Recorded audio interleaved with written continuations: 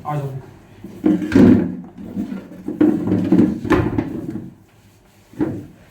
सबसे पहले क्वेश्चन है,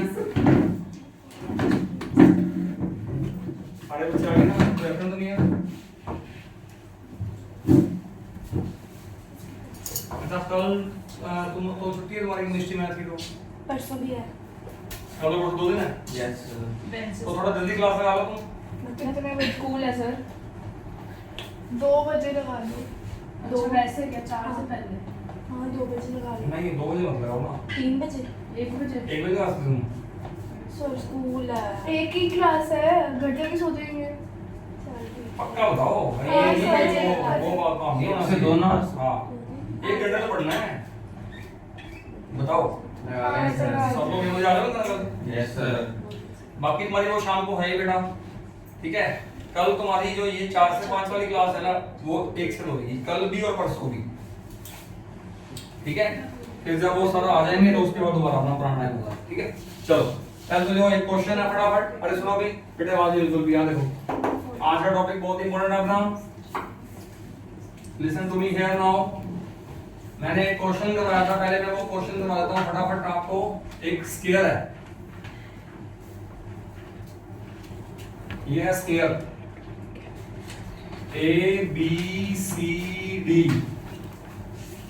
ठीक है। ये स्केयर है, 4 कॉर्नर है इसके, यहाँ पे मास m पड़ा है, यहाँ पे मास m पड़ा है, यहाँ पर भी मास m पड़ा है, यहाँ पर भी मास m पड़ा है। 4 कॉर्नर, चारों पे मास m, साइड लेंथ कितनी है l, ठीक है। मुझे क्वेश्चन में बोला गया कि जो इसका सेंटर बनेगा, डायगोनल का इंटरसेक्टिंग पॉइंट, ये रहा इसका सेंटर। इस सेंटर पे क्या चाहिए, ग्रेविटेशनल फील्ड इंटेंसिटी चाहिए। बात समझ आ गई? आएगी तो 0 पता ही है, बट 0 कैसे आएगी, you have to prove it. आपको प्रूव करना पड़ेगा कि यहाँ पे इंटेंसिटी कितनी आ रही है, 0 आ रही है। तो पहली बात तो आपको ये पता होना चाहिए कि ग्रेविटेशनल फील्ड इंटेंसिटी निकालते कैसे हैं। जिस पॉइंट पे निकालनी होती है उस पॉइंट पे हम क्या रखते हैं, यूनिट मास, 1 मास, याद है ना। अगर मैं यहाँ पर एक 1 kg मास रख दूं, अब मुझे बताओ ये वाला मास इस मास को अपनी तरफ खींचेगा, और जिस फोर्स से खींचेगा उस फोर्स को फोर्स नहीं बोलते हम, इंटेंसिटी बोलते हैं। तो वो आ जाएगी इंटेंसिटी I1। अब I1 बता कौन है, I1 इस मास और इस मास के बीच में लगने वाली फोर्स ही है। तो फोर्स का फॉर्मूला क्या था, G पहला मास गुना दूसरा मास, पहला मास कैपिटल है, दूसरा मास 1 अपॉन ये डिस्टेंस कितना है, अगर ये L है, ये L है, तो ये कितना है √2L, उसका आधा कितना हो जाएगा L/√2, तो ये हो जाएगा L/√2 का होल स्क्वायर। तो ये √2 का स्क्वायर 2 जाएगा ऊपर, तो ये कितना आंसर आ गया ओवरऑल 2gm/L स्क्वायर आ गया। ये आ गई इंटेंसिटी I1। अब ऐसे ही मैं कहूंगा ये वाला मास भी इसको ऐसे अपनी तरफ खींचता है विद इंटेंसिटी I2, बता I2 कितनी आएगी, अरे सेम आएगी ना। तो मैं क्या बोलूंगा, I1 और I2 इक्वल एंड अपोजिट है, हेंस गेट्स कैंसिल आउट। फिर मैं कहूंगा ये वाला मास भी इसको ऐसे खींचता है अपनी तरफ विद इंटेंसिटी I3, ये वाला मास इसको ऐसे खींचता है विद इंटेंसिटी I4, और I3 और I4 दोनों आपस में इक्वल एंड अपोजिट है, दोनों कैंसिल आउट हो जाएंगी। तो net field intensity at this point कितनी आ जाएगी, 0 आ जाएगी। सेम क्वेश्चन करवाया था मैंने फोर्स के लिए, आई बात समझ में क्या। अगर मैं यहाँ पर 1 मास ना रखूं, मैं यहाँ पर m मास रखूं, तो अब m मास पे लगने वाली फोर्स वो I1 नहीं कहलाएगी, वो F1 कहलाएगी। तो उसके लिए यहाँ पर क्या आ जाएगा, स्मॉल m आ जाएगा, यहाँ पर स्मॉल m आ जाएगा। बात समझ में आ गई, सब कुछ सेम है। देखो सिर्फ 1 की जगह m आ गया, स्मॉल m। अब फिर इसको अगर F1 बोलोगे तो इसको क्या बोलना पड़ेगा, F2, इतना ही F2 आ जाएगा, इतना ही F3 आ जाएगा, और इतना ही F4 आ जाएगा। तो आप क्या बोलोगे, F1 F2 equal opposite, F3 F4 equal opposite, सारे गेट्स आप all gets cancel out, hence net force on the small m mass 0। अरे कर लोगे क्या? चलो ये तो हम कर चुके हैं पहले ही, अब आगे बढ़ते हैं। कल हमने एक टॉपिक स्टार्ट किया था, बहुत ही इंपॉर्टेंट टॉपिक था। आज उसी टॉपिक को मैं स्टार्टिंग से लेता हूं, एक बार दोबारा से ब्रीफ कर देता हूं 10 मिनट में। लिखूंगा नहीं मैं, ठीक है, लिखवा तो जितना मैंने दिया था उतना नहीं लिखूंगा, उसके आगे लिखूंगा सीधा। हाँ just next topic. Gravitational potential energy बेटा नेक्स्ट टॉपिक क्या है? ग्रेविटेशनल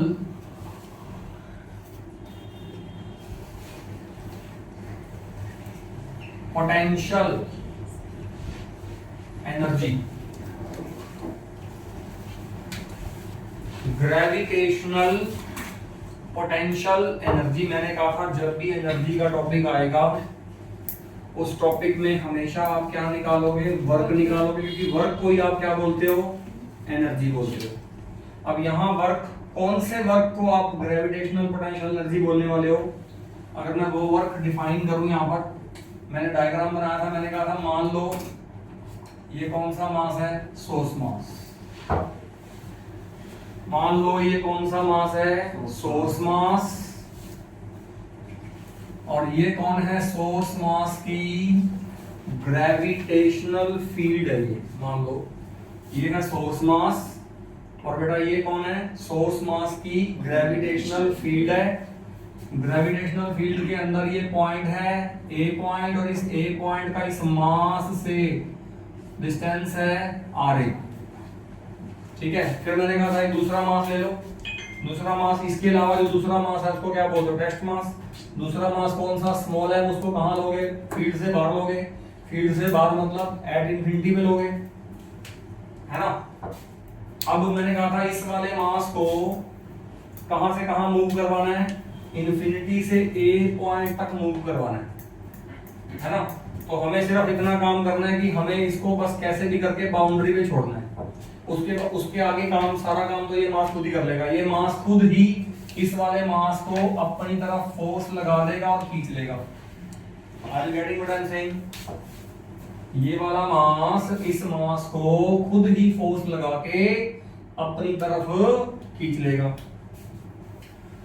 तो ये वाला मास जैसे ही बाउंड्री पे आया, बाउंड्री का मतलब ही मैंने बताया था इंफिनिटी ही होता है। भी बाउंड्री पे रखो या बाउंड्री से आगे रखो, दैट मींस अप्रोक्सीमेटली इंफिनिटी ही है वो। तो इसका मतलब जो मास बाउंड्री से यहां तक लाया जा रहा है, इसका मतलब वो कहां से कहां लाया जा रहा है? वो इंफिनिटी से पॉइंट ए तक लाया जा रहा है। और कौन लेके आ रहा है उसको? मैं नहीं लेके आ रहा, ये मास की ग्रेविटेशनल फोर्स लेके आ रही है ना। मतलब यहाँ पे जो वर्क डन आएगा वो बाय द ग्रेविटेशनल फोर्स आएगा। इस मास की जो ग्रेविटेशनल फोर्स है वो खुद वर्क करेगी इस मास को इंफिनिटी से यहां लाने के लिए, और उसी वर्क को हम क्या बोल देंगे? ग्रेविटेशनल पोटेंशियल एनर्जी बोल देंगे। So what was the definition of gravitational potential energy? मैंने कल पूरी डेफिनेशन लिखी थी। Gravitational potential energy is defined as the work done to move m test mass from infinity to a point inside of the gravitational field of the source mass. This was the definition for gravitational potential energy. ठीक है, दोबारा बोल देता हूँ definition, एक बार सुन लो ध्यान से। Gravitational potential energy कौन किसके इक्वल है? वर्क डन के इक्वल है। कौन सा वर्क डन? जो m टेस्ट मास को इंफिनिटी से किसी पॉइंट पर लाने के लिए किया जाता है। और कौन सा पॉइंट होता है वो जहां पर लाने के लिए वर्क होता है? वो पॉइंट सोर्स मास की ग्रेविटेशनल फील्ड के अंदर होता है। ठीक है बेटा, चलो ये तो होगी इसकी डेफिनेशन। अब मैंने कहा था अगर मुझे पोटेंशियल एनर्जी निकालनी है तो इसका मतलब मुझे क्या निकालना पड़ेगा? मुझे वर्क डन निकालना पड़ेगा। तो मैंने यहां पे लिखा था एक्सप्रेशन, मैंने यहां पे लिखा था expression for the work done, है ना। मैंने यहाँ पे लिखा था expression for the work done. फिर मैंने पूछा था आपसे, बताओ ये जो फोर्स है जिसका वर्क डन मुझे निकालना है, ये फोर्स कांस्टेंट है कि वेरिएबल है? वेरिएबल। आपको पता है ये फोर्स किसके बीच में लग रही है? इन दोनों मासेस के बीच में लग रही है। और ये दोनों मासेस के बीच में डिस्टेंस क्या होता जाएगा? कम होता जाएगा। तो यहाँ पर जो फोर्स है वो तो बढ़ती जाएगी। इसका मतलब फोर्स कैसी हो गई बेटा? वेरिएबल हो गई। अगर फोर्स वेरिएबल हो गई तो वर्क डन कैसे निकलेगा? इंटीग्रेशन से निकलेगा। ये हमें पहले पता है।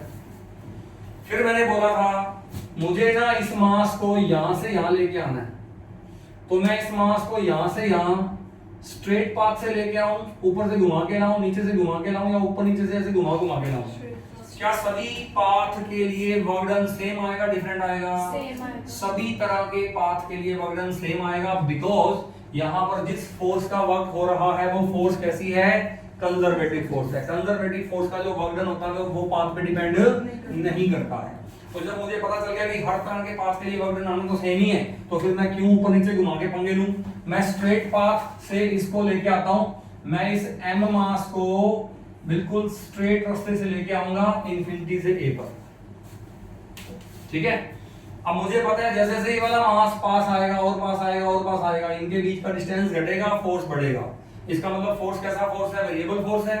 अगर फोर्स वेरिएबल फोर्स है तो यहाँ पे वर्क डन कैसे निकलेगा, मैं पूरे रास्ते को किससे मिलके बना हुआ एज्यूम कर लूंगा, बहुत सारे छोटे छोटे एलिमेंट्स से मिलकर बना हुआ एज्यूम कर लूंगा।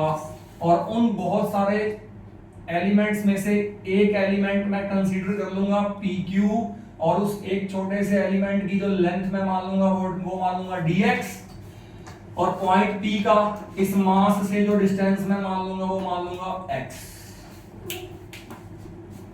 ठीक है बेटा, बात समझ आ गई। ये सब बातें मैंने कल यहाँ पे लिखी थी, आज मैं लिख नहीं रहा हूं, बस सिर्फ आपको दोबारा से समझा रहा हूं, ठीक है। तो वो आप लिख सकते हो खुद अपने आप। ऑलराइट, तो अब मैंने क्या कहा, मैंने कहा था जब ये मास यहां से चलना स्टार्ट होगा, ये चलते चलते कभी ना कभी P पॉइंट पे तो आएगा। तो जब ये P पॉइंट पे आएगा तो ये वाला मास इस पे कितनी फोर्स लगाएगा। मैंने यहाँ पे स्टेप लिखा था, बताओ क्या स्टेप था। Step was gravitational force, gravitational force on m test mass at P। बताओ कितनी आएगी फोर्स। फोर्स बराबर आएगी GMM बाय, ये डिस्टेंस कितना है P और M के बीच में, x का स्क्वायर, ये फोर्स आ गई। फिर मैंने कहा था ये P से जब Q पे जाएगा तो ये डिस्टेंस कितना रह गया, x माइनस dx रह गया। बट dx तो बहुत छोटा डिस्टेंस है, मैंने कहा था जितना बड़ा एलिमेंट मैं दिखा रहा हूं उतना बड़ा एलिमेंट तो होता ही नहीं है, एलिमेंट तो बहुत छोटा होता है। This element is infinitesimally small element, इतना छोटा है कि x माइनस dx को अप्रोक्सीमेटली आप क्या बोल सकते हो, x ही बोल सकते हो। यानी कि जब ये mass test mass small m Q पे होगा तो बताओ कितनी फोर्स आएगी।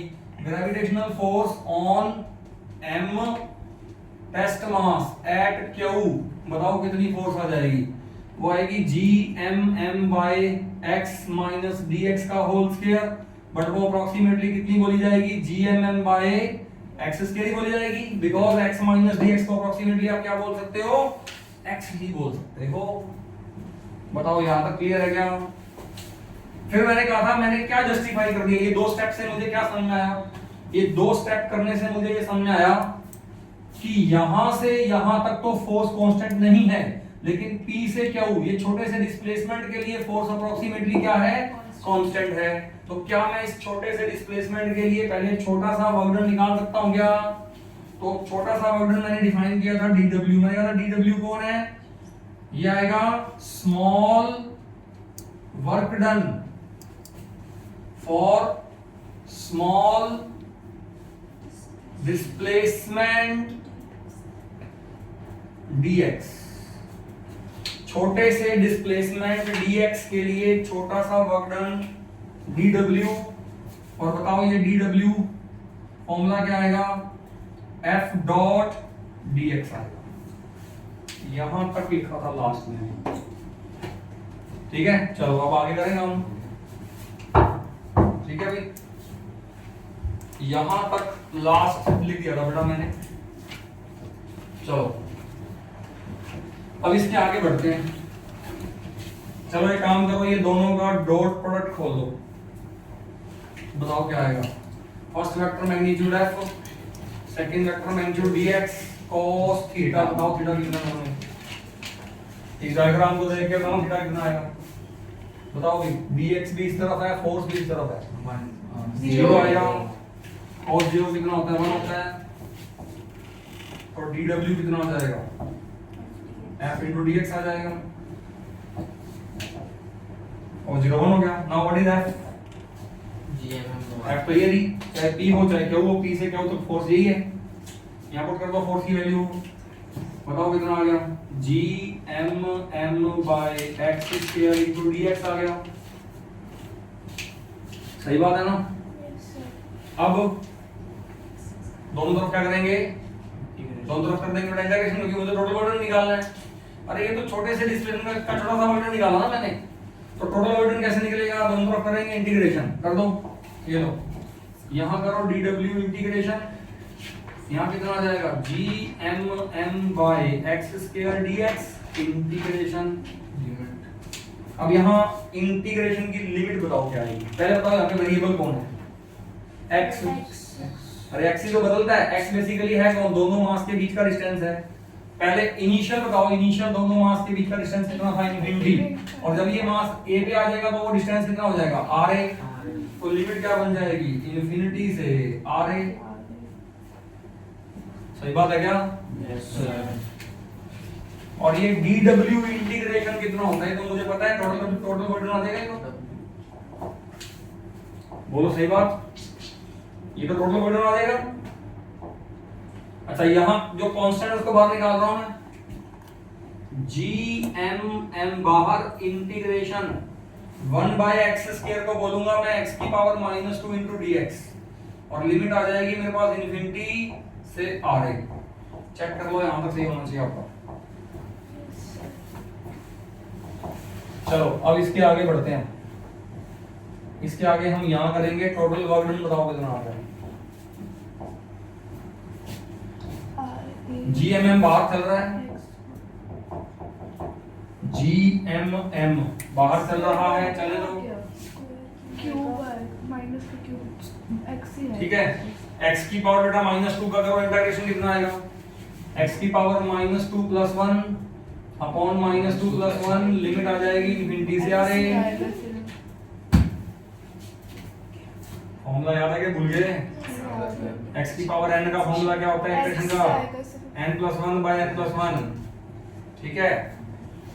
अब इसको सॉल्व करेंगे हम, पहले बताओ ये -2 + 1 कितना हो गया, तो -1 हो गया, ये वाला माइनस बाहर ले जाओ तो माइनस का GMM आ गया। अच्छा ये कितनी पावर है, x की पावर 1 - 1 है जो, तो इसको क्या बोलोगे 1/x बोलोगे, इसे तो 1/x ही बोलोगे। तो लिमिट क्या चलेगी, इनफिनिटी से आगे चलेगी, लिमिट क्या चलेगी इनफिनिटी से आगे चलेगी। अब upper limit minus lower limit कर दो, आंसर निकाल दो, वर्क डन बताओ कितना आ गया, -GMM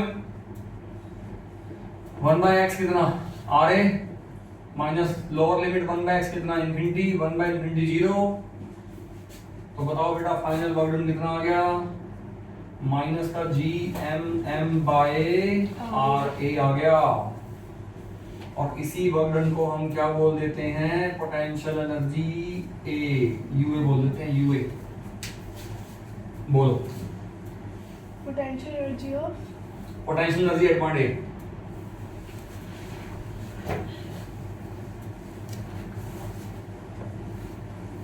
अच्छी तरह देख लो इस टॉपिक को, समझ में आना चाहिए क्या कर रहा मैंने। पोटेंशियल एनर्जी बेसिकली है क्या, वर्क डन है। कौन सा वर्क डन, कौन सा वर्क डन, इनिशियली दोनों मास कहां थे, दोनों मास एक दूसरे के विद रिस्पेक्ट टू इनफिनिटी पे थे,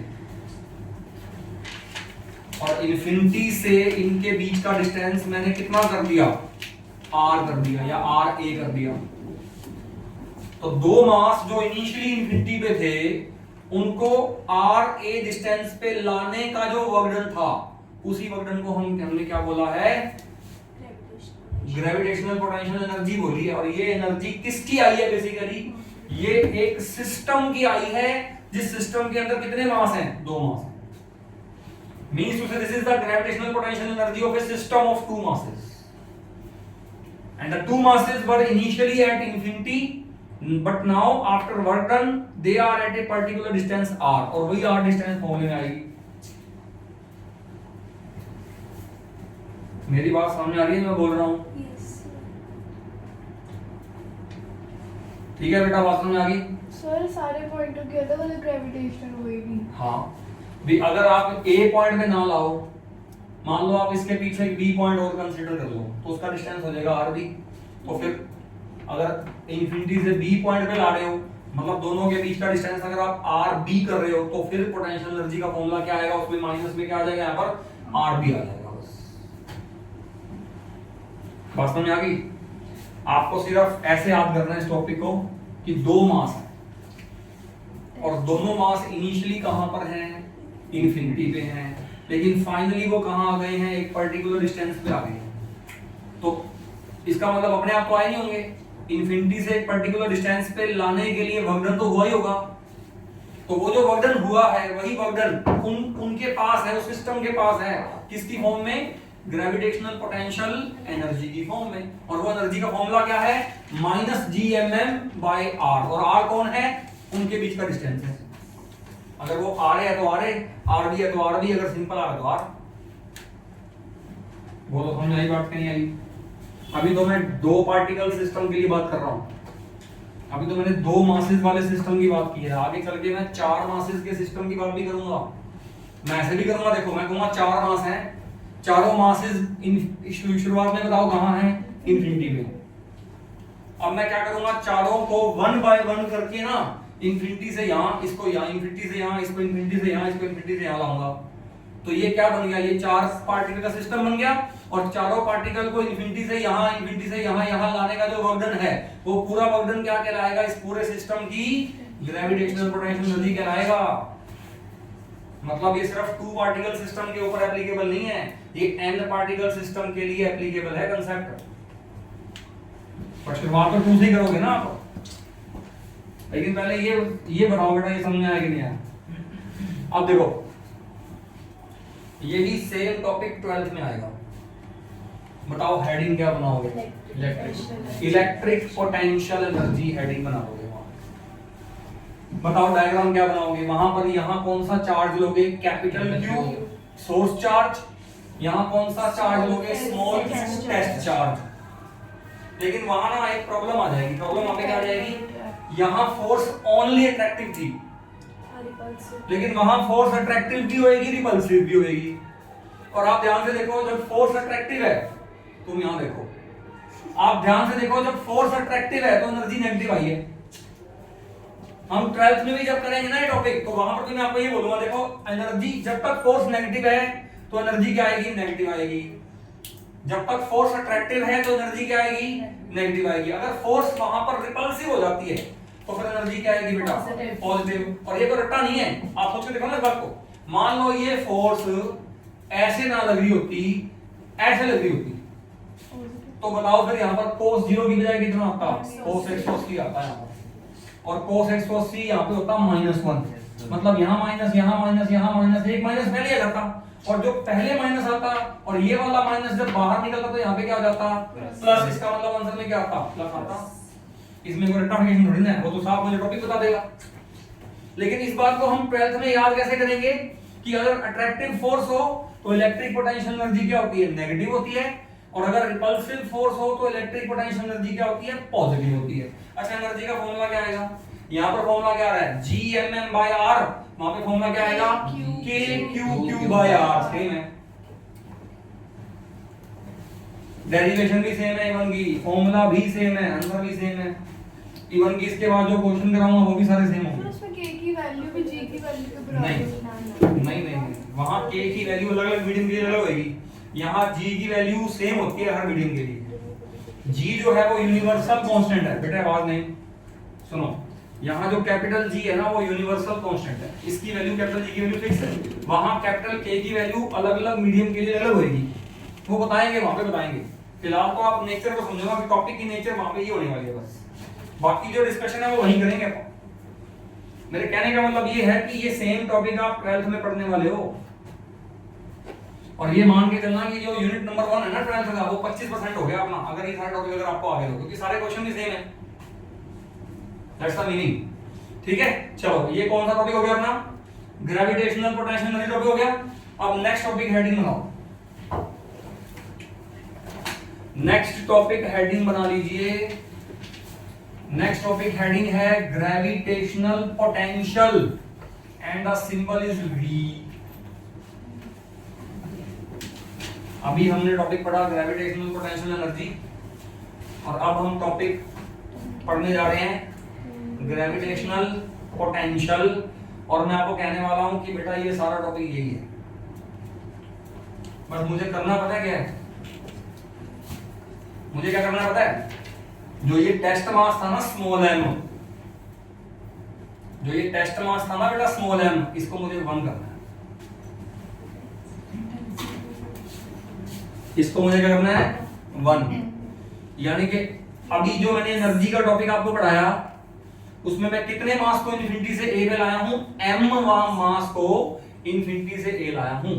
बट अगर मैं m मास को ना लाऊं, अगर मैं 1 मास को इन्फिनिटी से a लाऊं और वर्क डन निकाल दूं, तो उस वर्क डन को मैं क्या बोल दूंगा, ग्रेविटेशनल पोटेंशियल बोल दूंगा। इतना ही फर्क है बस। तो चलो बताओ सबसे पहले what is the definition of gravitational potential. लिखो बेटा, gravitational potential is defined as the work done to move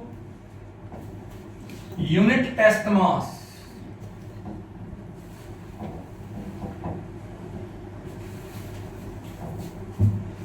work done to move unit test mass from infinity to a point, from infinity to a point inside of gravitational field of source mass। बेटा check कर लो, same वही definition है जो भी मैंने gravitational potential energy की लिखवाई थी आपको। बस वहां पर सिर्फ फर्क ये था, वहां पर मैंने इस वर्ड के लिए क्या लिखा था, m टेस्ट मास लिखा था। अब मैंने उस m को हटा के क्या लिख दिया, यूनिट टेस्ट मास लिख दिया। बाकी सारे वर्ड्स भी सेम है, चेक कर लो आप चाहे। तो डायग्राम क्या करना है मुझे बताओ, मैं यहाँ पर कितना मास लेने वाला हूँ, 1। इन्फिनिटी पे मैं कितना मास लेने वाला हूँ, 1 मास। मैं 1 मास को इन्फिनिटी से कहां लाने वाला हूं, ए पॉइंट पे लाने वाला हूं। मैं यूनिट टेस्ट मास को इन्फिनिटी से कहां लाने वाला हूं, ए पॉइंट पे लाने वाला हूं। और यूनिट टेस्ट मास को इन्फिनिटी से ए पॉइंट पे लाने के लिए जो वर्क डन करूंगा, उस वर्क डन को मैं क्या बोलूंगा, ग्रेविटेशनल पोटेंशियल बोलूंगा। अच्छी तरह से समझ लो, न्यूमेरिकल तभी सॉल्व होंगे जब ये सारी थ्योरी आपको क्लियर होगी। पहले बताओ डेफिनेशन समझ आ गई क्या? देखो ये यूनिट टेस्ट मास वाला कंसेप्ट पहले भी आ चुका है एक बार इसी चैप्टर में। पहले जब आपने फोर्स के क्वेश्चन दिए तो आपने फोर्स निकाली थी m टेस्ट मास पे। फिर अगर आपने उस m टेस्ट मास को 1 टेस्ट मास मान लिया तो वो सारी फोर्स क्या बन गई, इंटेंसिटी बन गई। अब सेम कंसेप्ट आ रहा है, आप पहले वर्क डन निकाल रहे हो m टेस्ट मास को इन्फिनिटी से एक पॉइंट पे मूव कराने का। उस वर्क डन को आप क्या बोल रहे हो, ग्रेविटेशनल पोटेंशियल एनर्जी बोल रहे हो।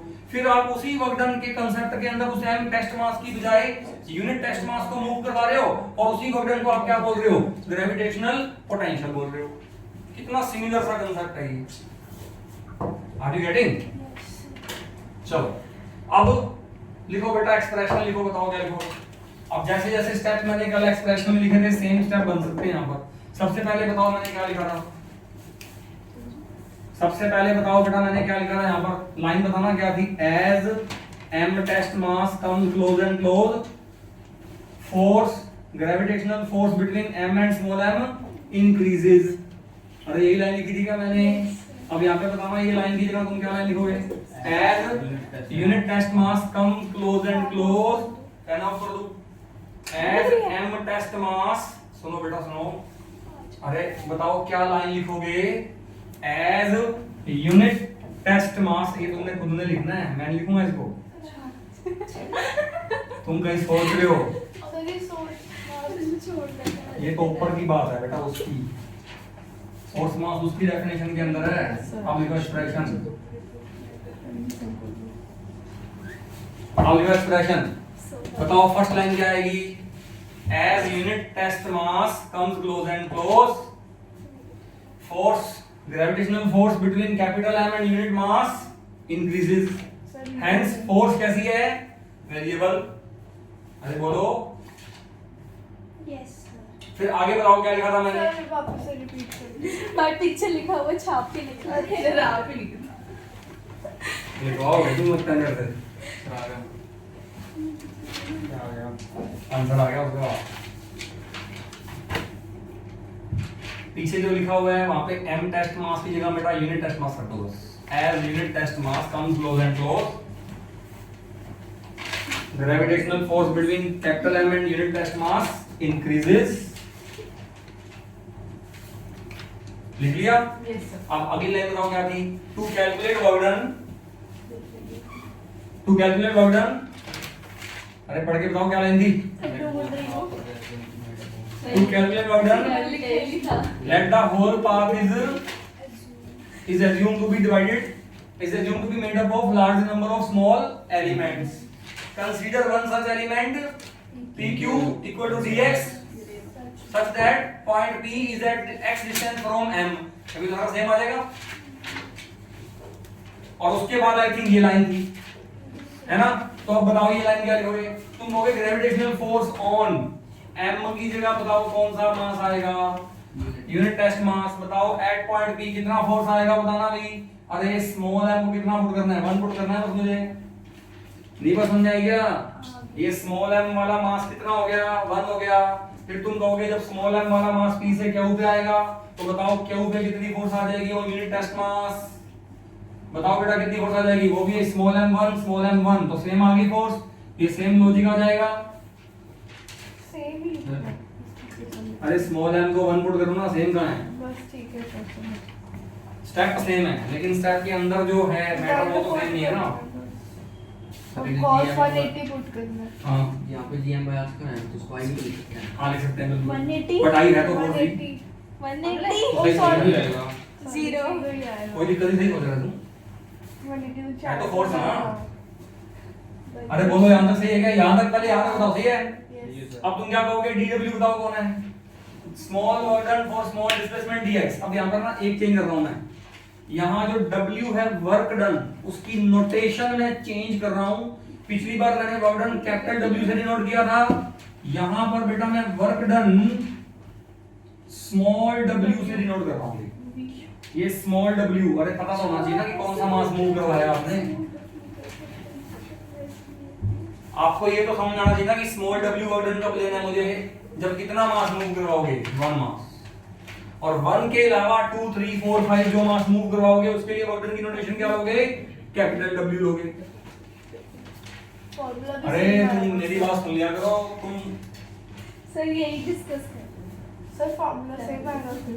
फॉर्मूला सेम आएगा बेटा, ये स्मॉल m1 आएगा ना उसमें, स्मॉल m तो आएगा ही नहीं। और ये ua को मैं क्या बोलूंगा? va, है ना? और स्मॉल w लूंगा मैं कैपिटल W की बजाय। अब यहाँ पे ये सारा कैपिटल W की जगह बताओ क्या चलेगा? स्मॉल w, फिर ये f डॉट dx सारा सेम चलेगा cos01। फिर यहाँ पे स्मॉल w आ गया देखो f dx cos01। और यहाँ पे फोर्स की वैल्यू बताओ बेटा क्या आएगी? उसमें स्मॉल m कितना आएगा? 1 आएगा। स्मॉल m को 1 कर दो, small w capital W small w कर दो, बस बाकी सब सेम है। लॉक कर दो भी जल्दी जल्दी फटाफट। ये रहा स्मॉल w, ये स्मॉल m1, ये रहा स्मॉल w वर्क डन, और ये रहा स्मॉल m1, सब कुछ सेम। ये रहा small w, small m1, small m1, small m1, capital W की जगह कर दो स्मॉल w। तो दो बेटा फाइनल आंसर तो क्या आ गया? Small w, small m1, ua को क्या बोल देंगे? va। माइनस आर ए तो हो सकता है, माइनस आई आर ए, क्या? Minus I R A. IR intensity I. आ सकता है, आ सकता है भाई। जो रिलेशन निकाल रहा है v और i में निकल सकती है, कोई दिक्कत नहीं है। वो रिलेशन मेरे को चाहिए नहीं ना, मुझे चाहिए नहीं वो। अरे बोलो समझ में आया कि नहीं आया? तुमने 2 टॉपिक पढ़ लिए तुमने। यस एक तुमने टॉपिक पढ़ लिया ग्रेविटेशनल पोटेंशियल एनर्जी का, एक तुमने पढ़ लिया ग्रेविटेशनल पोटेंशियल का। ठीक है, दोनों ही वर्डन होते हैं, बट एनर्जी में कौन सा वर्डन होता है? m टेस्ट मास को मूव करने का वर्डन होता है। और पोटेंशियल में वर्डन कौन सा होता है? यूनिट टेस्ट मास को मूव करने का वर्डन होता है। और दोनों के अंदर आप कहां से कहां मूव करवाते हो? इनफिनिटी से किसी पॉइंट पे मूव करवाते हो। चलो आगे Yes, sir. नेक्स्ट टॉपिक पे मूव करता हूँ। Yes, sir. नोट पे हमने क्या That was electric potential है. Electric potential. हाँ सेम आएगा KQ बाय R वही पॉजिटिव नेगेटिव अगर ये वाला चार्ज पॉजिटिव है तो पॉजिटिव आ जाएगा नेगेटिव है तो नेगेटिव आ जाएगा सेम तो दूसरे चार्ज को क्या कोई भी हो सकता दूसरा चार्ज तो पॉजिटिव लेंगे ना टेस्ट चार्ज हमेशा पॉजिटिव होता है वहां पे बोलेंगे वो ये वाला पॉजिटिव कर देंगे चार्ज हमेशा अब ये अगर पॉजिटिव हुआ तो रिपल्सिव फोर्स हो गई रिपल्सिव के लिए पॉजिटिव होता है वो अगर ये नेगेटिव हुआ तो अट्रैक्टिव हो जाएगी तो नेगेटिव होता है कंसेप्ट सेम आएगा बात समझ आ गई साफ कर दूं क्या Yes, sir. चलो नेक्स्ट टॉपिक बनाओ नेक्स्ट हेडिंग अब इस टॉपिक के बेस पे एक और फॉर्मूला आने वाला है इस फॉर्मूले के बेस पे क्वेश्चन होंगे बहुत सारे देखो मेरे को ना आप ये बता दो पहले मेरे को आप ये बता दो अगर मैं आपको ये कह दूं कि एक ये मास है कैपिटल एम और एक ये दूसरा मास है 4 कैपिटल एम इन दोनों के बीच में डिस्टेंस है स्मॉल आर मेरे को ये बता दो इस सिस्टम की ग्रेविटेशनल पोटेंशियल एनर्जी कितनी है बता दोगे यस सर बताओ कि क्या आंसर आएगा what is the gravitational Minus G. Potential energy of the system बताओ क्या आंसर आएगा अभी तो तुमने फॉर्मूला पढ़ा था -g/r तो -g4m into m/r तो 4gm2/r ये फॉर्मूला है माइनस में आएगा Minus. बात समझ आ गई ये बाहर कोई आया है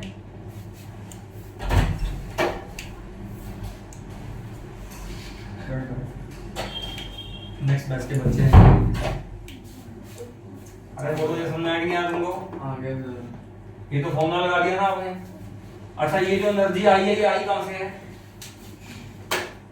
वर्डन से आई है कौन से वर्डन से आई है जिसके अंदर मैंने इसको सोर्स मास माना होगा जो बड़ा मास होता है वो सोर्स मास होता है जो छोटा होता है उसको टेस्ट मास माना होता है और जो टेस्ट मास है वो कहां होता है इनिशियली इंफिनिटी पे होता है और इस वाले मास को इंफिनिटी से कहां लाया गया है यहां लाया गया है तो इस मास को इंफिनिटी से यहां लाने का जो वर्क डन है वो ये वाला वर्क डन है और इसी वर्क डन को क्या बोला गया है इस सिस्टम की पोटेंशियल एनर्जी बोला गया है ये बात समझ आएगी नहीं आएगी Yes, sir. ये पूरा कंसेप्ट ऐसे याद होना चाहिए आपको फॉर्मूला तो याद होना ही चाहिए बट ये फॉर्मूला आ कहां से रहा है बेसिकली आपको ये भी याद होना चाहिए कि ये दोनों मास इनिशियली कहां थे इंफिनिटी पे थे एक दूसरे के हिसाब से बिफोर एम यहां था दूसरा कैपिटल एम जो था वो इंफिनिटी पे था तो उस कैपिटल एम वाले को इंफिनिटी से r डिस्टेंस पे लाने के लिए वर्क डन किया गया और वो वर्क डन जितना किया गया उतना ही वर्क डन किसके इक्वल बना ग्रेविटेशनल पोटेंशियल एनर्जी के इक्वल बना बोलो क्लियर है चलो ठीक है ये आपको समझ आ गया अगर मैं आपको ये कहूं कि ये एक मास है 4m और इससे r दूरी पे मुझे बताओ कितना ग्रेविटेशनल पोटेंशियल है बता दोगे मैं कह रहा हूं ये वाला मास है 4m ये सोर्स मास है G4 तो r डिस्टेंस पर बता दो यहां पे कितना पोटेंशियल है Minus तो पोटेंशियल तो दूसरा मास कितना हो गया 1 मतलब दूसरा मास इंफिनिटी पे 1 पड़ा है उस 1 मास को यहां से यहां आने का वर्क डन कितना आ जाएगा -g4m into 1/r ये बात समझ आई ऐसे याद होना चाहिए आपको फॉर्मूला ठीक है चलो तो तभी तो क्वेश्चन सॉल्व होंगे ऑलराइट चलो अगली हेडिंग बनाओ फटाफट टाइम हो गया टाइम क्या होगा 7 मिनट पड़े हां तो टाइम पढ़ना तो टॉपिक कैसे देते हैं लिखो भी gravitational potential energy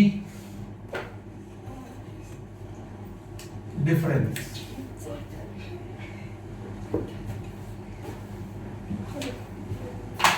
gravitational potential energy difference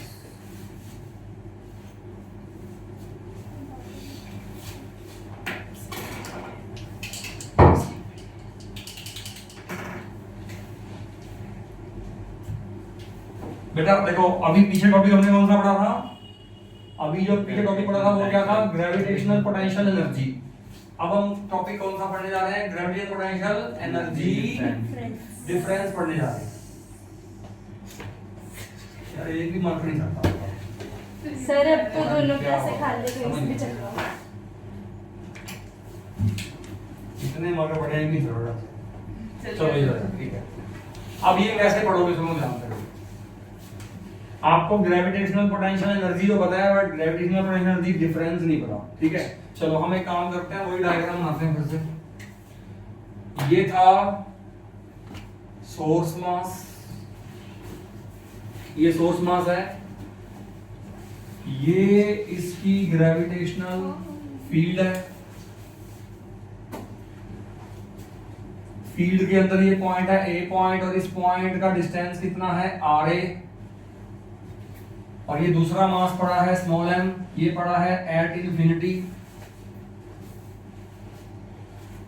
आपको पता है इस मास को इंफिनिटी से a लाने का वर्क डन कितना है, उस वर्क डन को क्या बोलते हैं? ग्रेविटेशनल पोटेंशियल एनर्जी बोलते हैं। तो मैं यहां लिखता हूं m टेस्ट मास, मैं यहां लिखता हूं m टेस्ट मास को इंफिनिटी से m टेस्ट मास को इंफिनिटी से a पर लाने का वर्कडन, उस वर्कडन को हम बोलते हैं capital W from infinity to a, और उस वर्कडन को ही हम बोलते हैं gravitational potential energy at point a, और उसी को एनर्जी का फॉर्मूला आता है माइनस GMM बाय RA। पहले इसमें बताओ कोई प्रॉब्लम है तो आपको अकॉर्डिंग टू द डेफिनेशन लिखा मैं तो जो भी लिखा।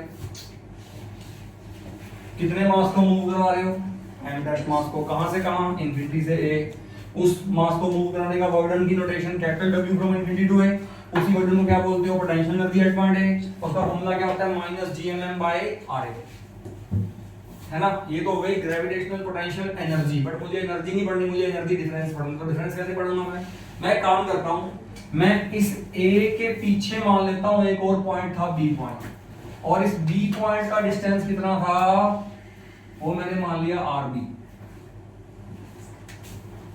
अरे इस पोटेंशियल इस फील्ड इसकी फील्ड में पॉइंट तो बहुत सारे होंगे ना, तो मैं पीछे के पॉइंट मान सकता हूं। अब जो B पॉइंट था उसका डिस्टेंस था RB। अब मैं इस B पॉइंट पर भी यही स्टेप लिखूंगा, मतलब मैं B पॉइंट पर कितनी पोटेंशियल एनर्जी बनेगी वो लिखता हूं यहां पर। बताओ कितनी पोटेंशियल एनर्जी बनेगी? मैं फिर से लिखता हूं यहां स्टेप m टेस्ट मास को इंफिनिटी से B लाना है, m टेस्ट मास को इंफिनिटी से B लाना है, उसके वर्क डन को बोलेंगे capital W from infinity to B, उसको बोलेंगे UB, कितना आंसर आएगा? Minus GMM by RB। बोलो मैंने क्या कर दिया? मैंने दो अलग अलग पॉइंट्स पर क्या निकाल दी? पोटेंशियल एनर्जी निकाल दी। मैंने A पर भी निकाल दी, मैंने B पर भी निकाल दी। अगर मैं दोनों का डिफरेंस कर दूं तो वो क्या बन जाएगा? वो ग्रेविटेशनल पोटेंशियल एनर्जी डिफरेंस बन जाएगा। सिंपल सी बात है, नहीं बात समझ आई? अगर मैं दोनों का डिफरेंस कर दूं, मैं कहता हूं UA माइनस UB करता हूं मैं।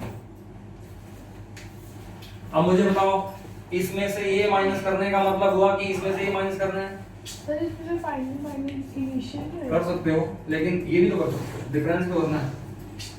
मैं आपको चेंज थोड़ा कह रहा हूं, मैं आपको ये थोड़ा कह रहा हूं कि चेंज इन पोटेंशियल एनर्जी निकालो, मैं कह रहा हूं डिफरेंस निकालो। डिफरेंस तो ऐसे कर सकते हैं ना, चेंज में करते हैं ना फाइनल माइनस इनिशियल को।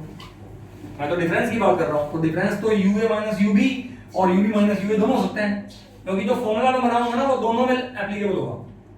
वो फॉर्मूले का फॉर्मेट ही ऐसा होगा कि आप उसको UA माइनस UB लगा लो, चाहे UB माइनस UA लगा लो। बात समझ आ गई? अब एक काम करो, मैं कह रहा हूं UA माइनस UB कर दो आप। इसमें से ये घटाने का मतलब है इसमें से घटा रहा हूं मैं। अगर इसमें से ये घटाऊं बताओ कितना आएगा? Work done from infinity to A minus work done from infinity to B। अच्छा वर्क में से वर्क जाएगा तो आएगा तो वर्क डन ही। अब बताओ ये कौन सा वर्क डन आएगा? ये आपने कौन से वर्कडन में से कौन सा वर्कडन माइनस किया, बताना जरा एक बार बताओ। ये कौन सा वर्कडन है? ये वर्क फ्रॉम इंफिनिटी टू ए में से आपने कौन सा माइनस कर दिया? कौन सा माइनस कर दिया? Work from infinity to B minus कर दिया। तो ये कौन सा वर्कडन बच गया? ए टू बी के बी टू ए। अरे बी टू ए वाला वर्कडन नहीं बचा क्या? अरे नहीं बात समझ आई?